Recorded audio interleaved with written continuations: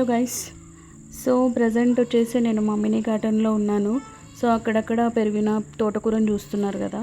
So ఇది మొత్తం clean చేసేసుకొని ఇది మొత్తం అంతా తెంపేసుకొని మళ్ళీ కొత్తగా నేను తోటకూర, పాలకూర, ఇవి ఆకుకూర అనేది హార్వెస్ట్ చేద్దాం అనుకుంటున్నాను. ఎందుకని చెప్పేసి ఇది ఇప్పుడు క్లీన్ చేసేసుకుంటున్నాను అనమాట. సో ఆల్మోస్ట్ చాలా పెరిగిందండి. సో మాకు సరిపోగా మిగిలిందైతే మా అమ్మ వాళ్ళు వస్తారు రేపు. సో వాళ్ళకి పంపిద్దామని చెప్పేసి మొత్తం అయితే తెంపేస్తున్నాను నేను. సో ఇదంతా తెంపేసిన తర్వాత కలుపు మొక్కలు ఉన్నాయండి చిన్న చిన్నగా, ఆ కలుపు మొక్కలు కూడా మొత్తం తీసేస్తాను. సో తీసేసి చిన్న చిన్న గుంటలుగా పార్టీషన్ చేద్దాం అనుకుంటున్నాను. సో ఫస్ట్ టైం వేసిందే కరెక్ట్గా విత్తనాలు నిలబడలేదు కదా, అక్కడక్కడ మాత్రమే మొలకలు వచ్చాయన్నమాట. సో అందుకని చెప్పేసి ఇప్పుడు కొంచెం డిఫరెంట్గా ప్లాన్ చేద్దామని, అంటే చేస్తూ ఉంటే మనకు ఒక ఐడియా వస్తుంది కదా. సో అందుకని చెప్పేసి సో వీటికి మాత్రం నేను ఏ పెస్టిసైడ్స్ యూజ్ చేయలేదండి. అంటే ఇప్పుడు ఫెర్టిలైజర్ రిలేటెడ్ అయితే ఏది యూజ్ చేయలేదు, ఓన్లీ నేను పేడ మాత్రమే వాడాను అనమాట. సో అందుకని చెప్పేసి ఇప్పుడు ప్రజెంట్ నేను తీస్తున్న దానికైతే ఎక్కువ కూడా వేయలేదు, నేను కొంచెం అక్కడక్కడ వేసాను. ఏమో మళ్ళీ వేడికి కూడా పెరుగుతుందో లేదో అని చెప్పేసి ఆలోచించి నేను వేయలేదన్నమాట. బట్ అది నా మిస్టేక్. నేను కొంచెం ఇప్పుడు మళ్ళీ కరెక్ట్గా లెవెల్ చేసుకునేటప్పుడే ఏంటంటే కొంచెం పేడ అది కూడా ప్లాన్ చేసుకొని మిక్స్ చేసుకొని లెవెల్ చేసుకుందామని అనుకుంటున్నాను. చూడాలి, ఒకవేళ ఆ టైంకి ఉంటే కనుక చేసేస్తాను.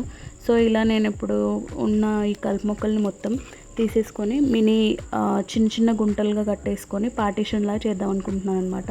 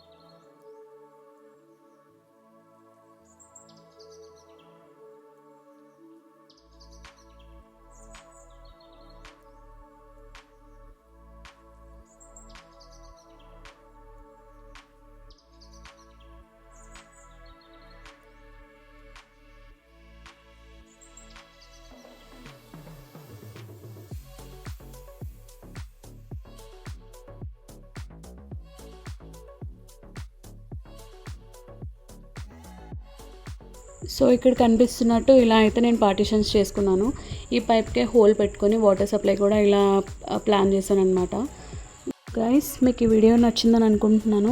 సో ఇలాగే మనకి ఎంత చిన్న ప్లేస్ ఉన్నా కానీ కనీసం మనకు వీలైనన్ని కూరగాయలు మనం పండించుకుంటే ఆ ఫీలింగ్ వేరేలా ఉంటుందన్నమాట. Don't forget to subscribe my channel.